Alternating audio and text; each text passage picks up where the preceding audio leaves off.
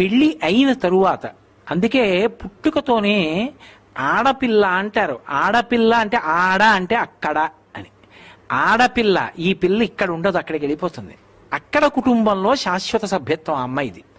అక్కడ ఇంటి పేరు ఎడుతుంది, అక్కడ గోత్రం పెడుతుంది తప్ప ఇక్కడ ఇంటి పేరు తాత్కాలికం, కొన్నాళ్ళు ఉంటుంది. ఇక్కడి గోత్రం కొన్నాళ్ళు ఉంటుంది, తర్వాత అక్కడిది మాత్రం శాశ్వతం. ఆమె కడుపున పుట్టిన పిల్లలు ఆ వంశానికి చెందిన వారు అవుతారు, ఆ గోత్రానికి చెందిన వారు అవుతారు, ఆ ఇంటి పేరుకి చెందిన వారు అవుతారు. అందుకని ఆ పిల్ల ఇక్కడ పుట్టింది కానీ అక్కడికి వెళ్ళిపోతుంది. అందుకే ఆడపిల్ల. ఈడపిల్ల కాదు ఆ పిల్ల. మరి ఈడ పుట్టి ప్రయోజనం, ఆ పిల్ల నడవడి చేత ఇద్దరినీ ఉద్ధరిస్తుంది, పుట్టింటి వారిని మెట్టినింటి వారిని. ఇందులో చిత్రం ఏమిటంటే పెళ్లి కానంత వరకు తండ్రిది అగ్రస్థానం. తండ్రి పరమ పూజనీయుడు.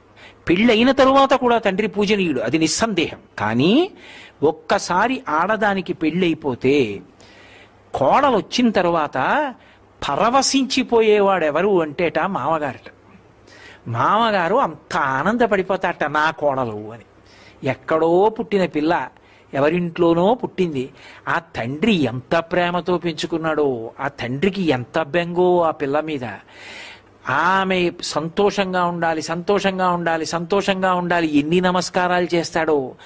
ఆయన కూతురు ఇంటి పేరు మార్చుకుందా, గోత్రం వదిలిపెట్టేసిందా, తన తల్లిదండ్రులను వదిలేసిందా, తోబుట్టువులను వదిలేసిందా, స్నేహితుల్ని వదిలేసిందా, నా కొడుకుని నమ్ముకుని వాడి చిటికిన వేలు పట్టుకుని నా ఇంటికి వచ్చేసిందా, వాడితోడిదే తన జీవితం అంతా అని నమ్మిందా. నా పెద్దరికం దేనికి? ఆ పిల్ల మనసు బాధపడకుండా చూడవలసిన ప్రధాన కర్తవ్యం ఆ ఇంటి పెద్దగా, మామగారిగా నాది. నా ఇంటి కోడలు వచ్చిందనుకోండి, నా కోడలి యోగక్షేమాలు చూడవలసింది నేను. ఆమెకి భర్తగా దైవం కావచ్చు, కానీ వాడు నా మాట వినవలసిన వాడు. వాడు నా కోడలితో ఏ పింకితనం చేసినా, వాడి వలన నా కోడలు మనసు బాధపడ్డా, వాణ్ణి పిలిచి చూపుడు వేలు చూపించి, కోడల కంట నీటి బిందువు పడ్డానికి వీల్లేదు, ఒళ్ళు దగ్గర పెట్టుకో అని చెప్పవలసింది నేను. ఏమ్మా సంతోషంగా ఉన్నారా, ఇద్దరూ కలిసి సంతోషంగా అలా వెళ్ళిరండి అని వాళ్ళిద్దరూ చక్కగా వెడుతుంటే చిలకా గోరింకల్లా చూసి మామగారు మురిసిపోతాడు. మామగారుట జీవితంలో కోడలి యొక్క సుఖం కోసం అంత పరితపిస్తాట.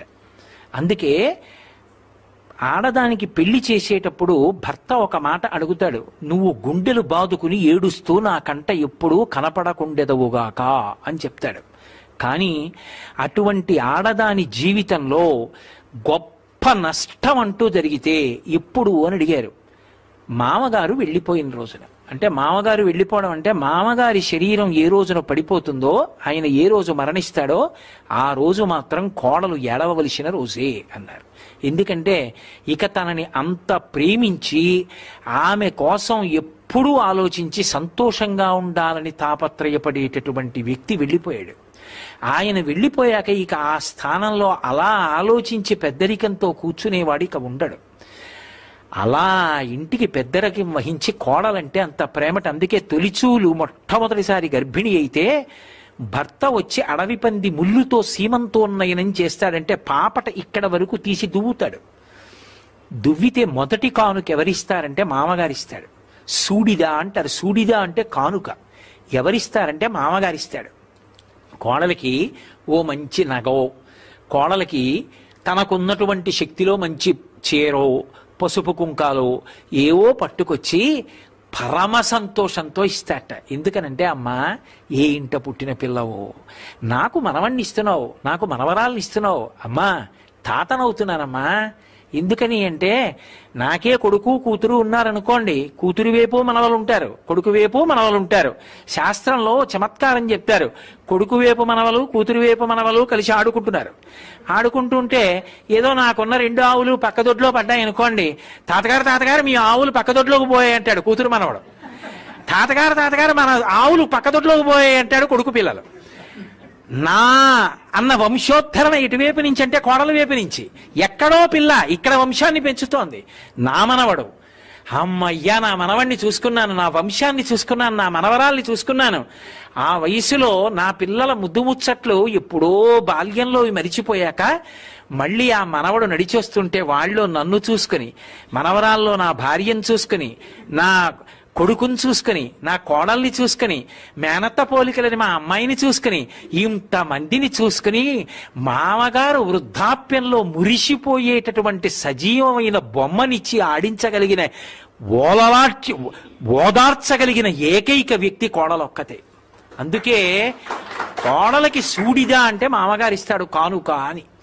ఆ మామగారు కోడళ్ళ యొక్క అనుబంధం అంత గొప్పది. అందుకే పెళ్ళైపోయిన ఆడపిల్ల దగ్గరికి వెళ్ళి అమ్మా మీరెవరు అని అడిగాను అనుకోండి, తన పేరు చెప్పకూడదు, తన భర్త పేరు చెప్పకూడదు. మొదట ఏం చెప్పాలంటే మామగారి పేరు చెప్పాలి. చెప్పి నేను ఫలానా వారి కోడలనండి అని చెప్పాలి. ఎవరైనా నా దగ్గరికి వచ్చి ఏమండి మీ కోడల్ని అమ్మా నువ్వెవరు అని అడిగితే చాగంటి కోటేశ్వరరావు కోడలని చెప్పిందండి అని అనుకోండి, నేను ఈశ్వరుడికో నమస్కారం చేస్తాను, మంచి కోడల్ని ఇచ్చావు స్వామి అని. ఎందుకని? నా పేరు చెప్పిందని కాదు, ధర్మాన్ని నిలబెట్టింది అని. అందుకే సీతమ్మని సుందరకాండలో అంత కష్టంలో ఉండగా హనుమ వెళ్ళి అమ్మా నువ్వెవరని అడిగాడు. అడిగితే పృథివ్యా రాజసింహానాం ముఖ్యస్య విదితాత్మన స్నుషా దశరథస్యాహం శత్రు సైన్య ప్రతాపిన అంది. చనిపోయిన మామగారైనా తక్కువ చేయలేదు. ఆ మామగారు కోరికలు కోరబట్టే మా ఆయన వచ్చేసాడు ఇన్ని కష్టాలు పడుతున్నాను అనలేదు. ఎంత గౌరవించి మాట్లాడిందంటే స్నుషా దశరథస్యాహం శత్రు సైన్య ప్రతాపిన, శత్రు సైన్యములను చందరవందర చేసినటువంటి పరమశక్తివంతుడు, అంతటి పరాక్రమవంతుడు మా మామగారు. ఆ దశరథ మహారాజు గారి పెద్ద కోడళ్ళది. ధర్మాన్ని నేర్పింది సీతమ్మ. అందుకే మామగారు చనిపోయిన తరువాత ఆఖరికి సంవత్సరీకం కానీ తద్దినం కానీ పెట్టవలసి వస్తే ఆ చనిపోయిన రోజు వస్తే ఆ వచ్చిన రోజున దీపం పెట్టాలి. దీపం పెట్టి తద్దినం పెట్టాలి. తద్దినం పెట్టవలసి వస్తే అధికారి ఎవడు అంటే తనూభవుడు అంటారు, శరీరంలోంచి వచ్చిన కొడుకు. ఆ కొడుకు అక్కడే ఉన్నా పితృదేవతలు తీసుకోరు. కోడలు దీపం వెలిగించాలని కోరుకుంటారు.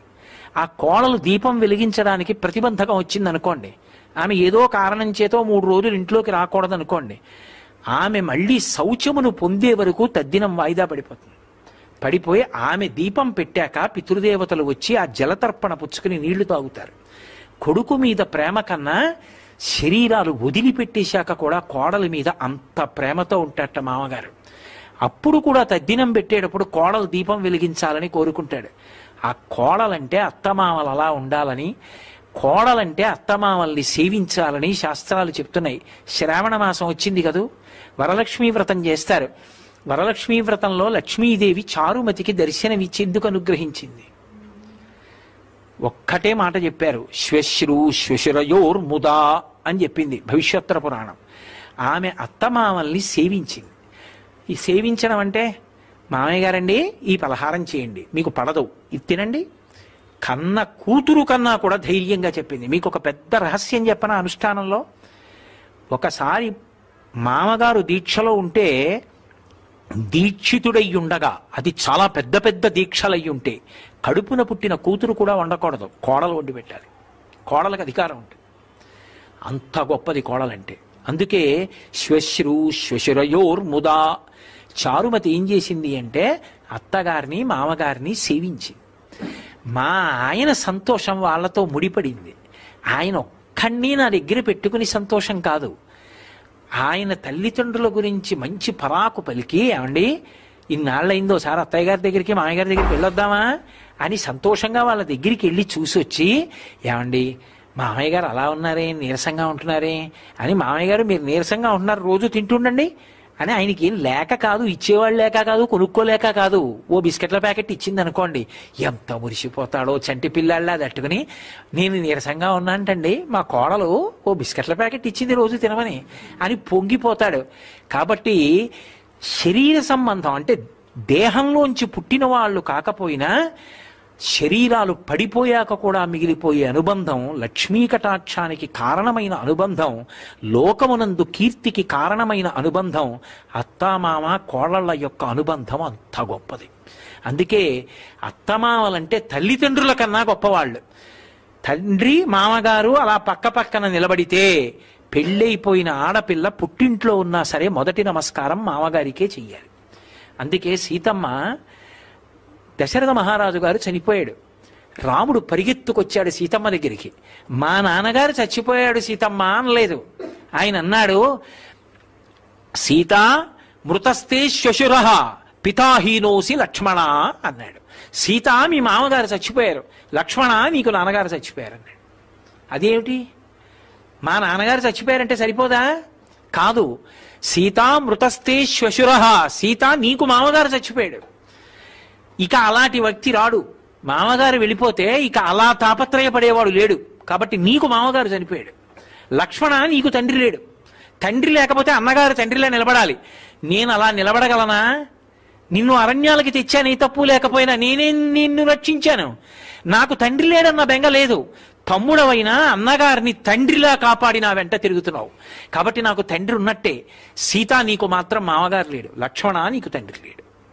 అంటే రామాయణంలో దశరథ మహారాజు గారు వెళ్ళిపోతే సీతమ్మతో రాముడంత గంభీరమైన మాట మాట్లాడాడు అంటే ఎంత గొప్పవాళ్ళో అత్తామామలు కోడళ్ల యొక్క అనుబంధం ఆలోచించండి. కోడల్ని అంత ప్రేమగా చూసుకోవాలి. కోడల్ని కూతుర్ని ఇద్దరినీ తీసుకుని మామగారు చీరలు కొనిపెట్టడానికి వెళ్ళాడు అనుకోండి, ఇద్దరూ కూడబలుక్కుని ఒకే రకం చీరలు కొనుక్కుని మామయ్యగారండి డబ్బు కట్టేయండి అన్నారు అనుకోండి, అది వాళ్ళ హక్కు అనాలి. అంటే కదా మురిపం. ఇద్దరిది 1000 రూపాయల చీరలే అయినా కూడా 2000 ఇచ్చి ₹1 పైన పెట్టి ఇది మా కోడల చీరకి అని వచ్చేయాలి. కోడలకి 1001 రూపాయి చీర, కూతురికి 1000 రూపాయల చీర. ఎందుచేతంటే తన శరీరం పడిపోయాక కూడా ఉద్ధరించేది కోడలు, తన వంశాన్ని నిలబెట్టింది కోడలు, తనని తాతని చేసింది కోడలు, తన జీవితంలో సమస్త సంతోషాలకి ఆలవాలం ఆ కోడలు. అటువంటి కోడల విషయంలో రూపాయి ఎక్కువ పెట్టాలి తప్ప తక్కువ పెట్టకూడదు. కూతురు కన్నా కోడలు గొప్పది. నేను చెప్పట్లేదు ఈ మాట, శాస్త్రాలు చెప్తున్నాయి. నా కూతురు ఒక ఇంటి కోడలు, అప్పుడు దాన్ని మా అలమావగారు చూసుకోవాలి. వేరొకరి కూతురు నా కోడలు, అప్పుడు నేను చూసుకోవాలి అంత ప్రేమగా. తండ్రిగా నా కూతురి విషయంలో ఆ ధర్మం, నా కోడల విషయంలో ఈ ధర్మం తప్ప కోడల్ని పరాయిదానిగా చూడకూడదు. కోడల్ని బయటికి పంపించి ఇంట్లో మాట్లాడుకోవడం తప్పు.